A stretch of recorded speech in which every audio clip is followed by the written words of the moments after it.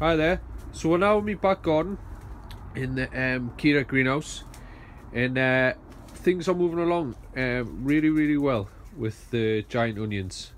I've got quite a bit to go through in this this video with what my plans are in the Keder. I don't know if you remember the last time, but along with bench tops I had all my dahlia tubers. So this silver foil here underneath, that's a heat cable, and I had me dahlia tubers on there. Well, I've just took my final batch of dahlia cuttings, so I don't need this all the mother tubers on this bench anymore. So they've went down the allotment and they're just up for grabs, whoever really wants them, to be honest. So yeah, dahlias are gone. So my plan with this bench now, with that much playing with one of the feed bottles, but my plan here is to take the bench top off, so it's removable. It's only got the plastic on. Strip the cable back. So as I say, it was just a temporary thing, putting the heat cable there.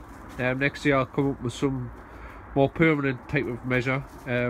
With moving into the new house, I didn't really have a great deal of time to spend on setting something more permanent up, so I've done best with what I had. So as I say, these bench tops are coming off, and I'm going to set up a system along the bottom here. So the RTA system come, and I think it was a 14-pot system, and it come with quite a few spare drippers. I've counted up like all the T junctions and everything like that, and there's enough spare in there to create another system. There's enough cabling and what have you. I might have to buy a couple more bits and bobs, but it's not going to break the bank, so to speak. But I'll be running off the same feeding schedule that I'm doing off the onions. I don't know if it's going to be the wrong decision, but on the Nutri-Drip timer over there, it's a clever bit of kit that auto feeds out of the big tank here. So it's a 400 litre water tank, and it's pumped through. What I've got here is the Grow Boss nutrient monitor, and that just it's like the truncheons and the dipsticks from Blue Lab, which people use. Well, this is cabled up and it's wired to the probes, and it gives you a very accurate reading of nutrient levels in the water, which is getting pumped out the plants, and it's easily adjustable with different feeds. So I'm aiming for between 4.5 and 5 pH, and between 1400 and 1500 nutrients. So that's the nutrient tank that I'm using. Feeds wise, so I want my pH up and down. I don't really want to be using that if I can help it, but I do have to bring the pH down, because my water pH in this area is, I think it's around 6.5 pH, so I want it around 5, so I have to use a bit of pH down. I'm using compost tea. That's not actually the one that I'm using. The compost tea that I'm using is from EcoThrive Biosis, which I'm just hand watering over the top of the onions and what have you throughout, well, once a week. So that was just for an example. I couldn't find the tub to show you, but just for my reminder, I'm using EcoThrive Biosis compost tea. So it's been good so far.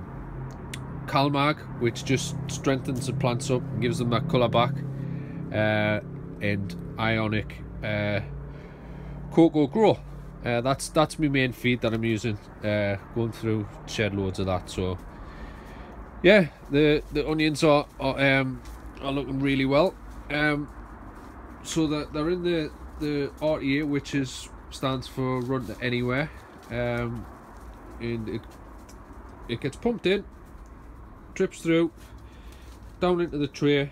I'm aiming for around 15 to 20% runoff, and that gets put into this tank. Everything that comes out drains into the tank and then out the door. I've had a little issue. I don't know if you can see it, but the grass where it's getting dripped onto is grown really long. It's getting quite a bit of feed, so I'm gonna have to think of a more permanent measure to sort that one out. But I want to have nice healthy grass till I can figure it out. But yeah, onions, see them there, really good. They're not the biggest, but there's a couple of big ones kicking about in there over the back. So these are another CFL light, sorry, and they're doing really well. This one here is an absolute monster. There we go. So I've got the 315 light in there. The CO2 bag still in the corner. Probably due a new one actually, CO2 bag, but yeah, they're doing really well. There's another one at the back there. It's quite difficult to see. It's fallen over a little bit, but yeah, it's looking okay. So really happy with the giant onions this year. What I have got to show you is not a new product, but new to me. It's an organic like thrip in just general predator treatments, which have been sent from mite munchers, which really good, lad. And I'm gonna try these out. So with the greenhouse in my back garden, my kids are in and out of the greenhouse. I'm not saying that chemicals are bad or anything, which they probably are, but I don't want to spray chemicals in my back garden. I don't mind doing it controlled in my allotment, but not in my back garden. So I went for the full organic approach, using predators. So we've got here just a general soil predator, thrip predator, and scarlet fly and thrip predator. I've been plagued with scarlet fly again this year. I don't know if it's a compost I'm using or the larvae is inside of the dahlia tubers which I'm pulling out. I seem to get scarlet fly pretty bad on the dahlia, so yeah, we'll see what that's like this year. The course of application is just to sort of sprinkle on top of it, and inside of there you've got colonies of the predator mites, which are released and just eat the insects. So yeah, we'll see what happens with that. I'm looking forward to using that this year, so we'll see. Onto the giant pumpkins. So I'm having a crack at growing a giant pumpkin, and Matthew Oliver, who works for the RHS, has kindly sent us some giant pumpkin seeds, and I've even got a one from his UK record there. So they're up now. There's one of his own, another one of his own in the giant. So I'm aiming to plant two out and grow them into each other, and probably thin down to the strongest one, depending on what happens. So on the back there, a couple more chillies. So my plan in the greenhouse is to set up another system down this side here. I'm tempted to try an auto pot system, or if I can't get a hold of one, I'll set up an air pot system. So yeah, we'll see how everything goes. I'm looking forward to it. So that's it. Not a lot more to show you.